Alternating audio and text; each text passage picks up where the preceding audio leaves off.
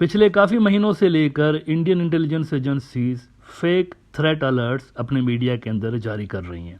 Fake किस्म के political nature के थ्रेट अलर्ट्स जिनमें सब्सटेंस कोई नहीं होता, लेकिन ये प्रोपेगेंडा से रिलेटेड थ्रेट अलर्ट्स होते हैं। और इनका जो मकसद होता है वो पाकिस्तान को और बांग्लादेश को मलाइन करना होता है, इनके ऊपर पॉलिटिकल प्रेशर डालना होता है। इस काम के लिए भी आजकल इंडियन जो सिक्योरिटी एजेंसीज हैं वो इस्तेमाल हो रही हैं। एक ऐसा ही फेक किस्म का और पॉलिटिकल नेचर का थ्रेट अलर्ट उन्होंने ये जारी किया है कि पाकिस्तान की जो इंटेलिजेंस एजेंसी है ISI, वो और बांग्लादेश मिलके उल्फा को रिवाइव करने की कोशिश कर रहे हैं। उल्फा जो कि नॉर्थ ईस्ट की बहुत सारी इंसर्जेंट तंजीमों में से एक है, और इनका जो मकसद है वो असम के अंदर एक अलग रियासत कायम करना है, अलग मुल्क कायम करना है। इंडिया लंबे अरसे तक इल्ज़ाम लगाता रहा कि इसके पीछे पाकिस्तानी हैं, लेकिन फिर शेख हसीना के दौर में उन्होंने खुद कन्फेस किया कि उल्फा जो है वो तकरीबन न्यूट्रलाइज हो चुकी है। अब लेकिन उन्होंने वही पुराना जिन पटारी से निकाला है, जैसे नॉर्थ ईस्ट की बाकी तंजीमों के लिए वो कह रहे हैं कि पावरफुल हो रही हैं, वैसे ही इस तंजीम के लिए भी कह रहे हैं कि इसमें नई जान डल रही है, और ये जो रिवाइवल है ये पाकिस्तान और बांग्लादेश मिलकर कर रहे हैं। इंडिया के अखबार ट्रिब्यून ने रिपोर्ट किया है कि ISI Bangladesh operatives teaming up to revive Ulfa camps near Assam border. Pakistan's ISI, in collaboration with operatives in Bangladesh, is working to re-establish training camps of the United Liberation Front of Assam near the border area, signaling an escalation in efforts to destabilize India's northeast region. ये असल में sources के हवाले से कह रहे हैं कि हाईली प्लेस सोर्सेज ने कहा है, और इसमें उन्होंने ये भी कहा है कि highly placed sources indicate that the ISI has even met Ulfa leader Paresh Barua, who reportedly traveled to Bangladesh in recent weeks. बड़ा इल्ज़ाम उन्होंने लगाया कि हमारी जो इंटेलिजेंस एजेंसीज हैं वो कह रही हैं कि बारुआ जो है, परेश बारुआ, ये वहाँ पर गया है और निंजा टर्टल्स के साथ मिला है। कहते हैं amid these threats, Assam CM Himanta Biswa Sarma last month expressed hope that Barua, who is in exile, would not destabilize his home state. During a media interaction in Kokrajhar, Sarma stated, "My personal view is that he wants peace. I keep talking to him and I have no information or idea that he wants to destabilize Assam. He may not come to the negotiations table, but I believe he does not want to disrupt peace in Assam. After all, he is also an Assamese who would want to bring bloodshed to their own state." ये हेमंता शर्मा कह रहा है। Now point to be noted is that इनके officials के statement देखिए, सियासी officials के, और इनकी इंटेलिजेंस एजेंसियों की रिपोर्ट देखिए, दोनों में ज़मीन आसमान का फ़र्क आपको नज़र आ रहा है या नहीं नज़र आ रहा? फ़र्क है ना। एक तरफ से वो कह रही हैं इनकी एजेंसियां कि यहाँ पर कोई दोबारा से मार कुटाई, लड़ाई झगड़ा और ये सब कुछ करने की कोशिशें की जा रही हैं, लेकिन इनके पॉलिटिकल नेता कह रहे हैं कि नहीं, ऐसा कुछ भी नहीं है। इसका मतलब है कि ये जेन्युइन थ्रेट अलर्ट नहीं है, जेन्युइन किस्म का नहीं, सियासी किस्म का है। और इसका मकसद असल में वो कहते हैं ना, प्रीएम्प्टिव किस्म की चीज़ है कि पहले से ही आप होशियार कर रहे हैं कि ऐसा मत करिएगा। तो ये असल में सिग्नलिंग है पाकिस्तान और बांग्लादेश के लिए। असल में ऐसा कुछ भी नहीं हो रहा है इन दोनों मुल्कों की जानिब से। और ऊपर शर्मा का ये स्टेटमेंट रिपोर्ट करने के बाद वो कहते हैं, however intelligence sources reveal that several ULFA training camps have been reopened in Bangladesh close to Assam and other northeastern states over the past few months. These camps had been shut down during the Sheikh Hasina regime. अच्छा, शेख हसीना साहिबा ने वैसे उन ग्रोहों को भी अपना दुश्मन बना लिया बांग्लादेश का, जिनका बांग्लादेश से कोई लेना देना नहीं था, उनको भी अपना उन्होंने दुश्मन बनाया हुआ था। उनकी तो टोटल जो पॉलिसी थी वो इंडिया डिक्टेट कर रहा होता था ना।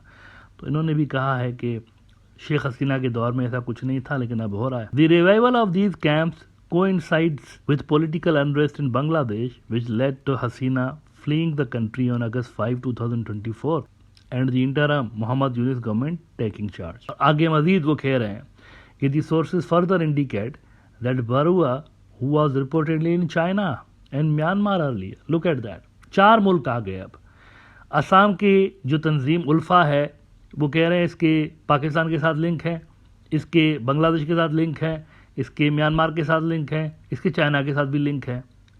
किसी एक मुल्क के साथ नहीं, चारों को रगेड़ दिया उन्होंने कि ये सारे मिले हुए हैं हमारे खिलाफ। Who was reportedly in China and Myanmar earlier, visited target India's northeast region. Adding to these concerns, the Bangladesh High Court last month commuted Barua's life imprisonment to 14 years in a case under the country's Arms Act. अच्छा, इसके बारे में भी आपको बता दूं कि ये काफ़ी कमज़ोर केस था, सज़ा पहले दी गई थी, काफ़ी कमज़ोर केस था, सियासी सज़ा थी बेसिकली। शेख हसीना को ऊपर से आदेश आए थे हेडक्वार्टर से, उनका जो हेडक्वार्टर है ना, न्यू दिल्ली के अंदर उनका हेडक्वार्टर था, वहाँ से आदेश आए थे, तो उन्होंने ये सज़ा दिलवा दी थी। असल में केस इतना बनता नहीं था, केस इतना ही था जो कि अभी सज़ा दी, इतना था ही केस था, लेकिन उन्होंने ज़्यादा कर दिया, इनको सज़ा को ज़्यादा कर दिया इंडिया के कहने पे, तो उसको रिवाइव करके ठीक किया असल में मौजूदा सरकार ने। वो कहते हैं Barua was sentence to death in absentia in 2014 for his alleged involvement in smuggling 10 truckloads of weapons to Ulfa hideouts in Assam. His name also features on the most wanted list of the National Investigation Agency NIA. now आते हैं इस सवाल पे कि शेख हसीना तो चलें शाह से ज़्यादा शाह की वफादार थी, इंडिया से ज़्यादा इंडिया की वफादार। केस अगर 6 साल का होता था तो उम्र कैद की सज़ा सुना देती थी, लेकिन इंडिया खुद किस तरह से बारुआ से डील करता रहा है हमें ये देखना पड़ेगा। ये जो सारे इल्ज़ामात लगा रहे हैं ना कि जी ये होता है तो वो होता है, तो पाकिस्तान इसके पीछे, बारुआ के पीछे, तो ISI इसके पीछे, इसके पीछे कौन है? इनके पीछे खुद इंडिया की जो रूलिंग पार्टी है वो खुद है, और इसकी कन्फेशन जो है वो इनका होम मिनिस्टर कर चुका है। इंडिया का जो होम मिनिस्टर है अमित शाह डायरेक्टली कांटेक्ट में है बारुआ के साथ, परेश बारुआ के साथ इनका जो होम मिनिस्टर है डायरेक्टली कांटेक्ट में है। परेश बारुआ को पकड़ना कोई मुश्किल बात नहीं है इनके लिए, समझ रहे हैं आप? ये खुद कहते हैं हमसे डायरेक्टली राब्ता करता है, परेश बारुआ राब्ता करता है। हेमंता शर्मा की जो स्टेटमेंट आपने देख ली ना, अब ज़रा आपको मैं कुछ अर्सा पहले का, ये 6-7 महीने पहले का आपको स्टेटमेंट दिखाता हूँ। एक कन्फेस करता हुआ नज़र आता है कि बारुआ मुझे हफ्ते 10 दिन में कॉल करता है, मेरे से रब्ता करता है, और मैं उसकी फ़ोन सुनता भी हूँ। तो ये कौन सा थ्रेट है भाई? यहाँ पर तो घर का माहौल लगा हुआ है, घरेलू माहौल है बिल्कुल। उसको जब जी करता है उठ के फ़ोन कर देता है, प्यार मोहब्बत की बातें होती हैं। फिर आप उसी बंदे को उठ कर तो रीजन के मुल्कों के ख़िलाफ़ इस्तेमाल कर रहे हैं कि देखो बारुआ के पीछे पाकिस्तान, देखो बारुआ के पीछे बांग्लादेश, देखो बांग्लादेश ने इसके कहने पे ट्रेनिंग कैंप्स बना दिए। आपका अपना बंदा है, आप उनके साथ राब्ते में। ये देखिए ज़रा द इकोनॉमिक टाइम्स की रिपोर्ट देखिए, ये सितंबर की है हालबन 2024 की। Only one insurgent group left in North East says Amit Shah. Total रायता फैला दिया इनकी इंटेलिजेंस रिपोर्टों के ऊपर होम मिनिस्टर ने। कहता है सिर्फ एक ही ग्रुप है बस। कहता है I am talking to ULFA to bring them to the peace process. I have been talking to Barua every 10 to 15 days, every 10 to 15 days. घर का माहौल है, जैसे घर में ऐसे ही एक दूसरे को फ़ोन करते ना, ऐसे ही 10-15 दिन में एक बार तो फ़ोन पे बात हो ही जाती है। However after the general election I haven't talked, he calls me up and I generally respond to his call. इनको पता है कि बारुआ कहाँ पे होता है, कहाँ से फ़ोन करता है, ये डायरेक्टली उनके साथ राब्ते में है, डायरेक्टली कॉन्टेक्ट में है। ऐसे ही बस उठा के उन्होंने प्रेशराइज करने के लिए झूठी पॉलिटिकल नेचर पर मबनी रिपोर्ट शाया कर देते हैं। मुझे बताइए, अगर कोई पाकिस्तान या बांग्लादेश के साथ इस तरह से राब्ते में हो ग्रुप, तो होम मिनिस्टर को ऐसे उठ के फ़ोन करेगा वो? मुझे बताइए, कोई ऐसे उठ के होम मिनिस्टर को आओ मुझे पकड़ो, ऐसा तो नहीं होता ना। कोई बेवकूफ़ी होगा जो कि इस तरह से कर रहा होगा। So the fact of the matter is that ground पे ऐसा कुछ भी नहीं हो रहा। बांग्लादेश किसी भी एंटी इंडिया सरगर्मी में मुलविस नहीं है, और ना ही पाकिस्तान है। यहाँ पर नहीं है पाकिस्तान इन्वॉल्व। मतलब आगे की गारंटी मैं नहीं दे सकता हूँ, आगे इंडिया के एक्शंस पर डिपेंड करता है ना। इंडिया पाकिस्तान के अंदर अगर इस तरह की हरकतें करेगा तो हो सकता है कि पॉलिसी चेंज हो जाए पाकिस्तान की। It is also quite possible. Tit for tat की पॉलिसी पे अमल करते हैं वहाँ पर, एक के बदले 2 गोलियाँ चलानी है, ये पॉलिसी है। वहाँ बॉर्डर से एक फायर आए तो इधर से 2 मारने हैं। तो अगर इंडिया की पाकिस्तान के अंदर कार्रवाइयाँ बढ़ती जाएंगी तो हो सकता है पॉलिसी रिवाइज हो जाए नॉर्थ ईस्ट के हवाले से। इट इज़ पॉसिबल, लेकिन अभी नहीं है। फ़िलहाल ऐसी कोई पॉलिसी नज़र नहीं आ रही।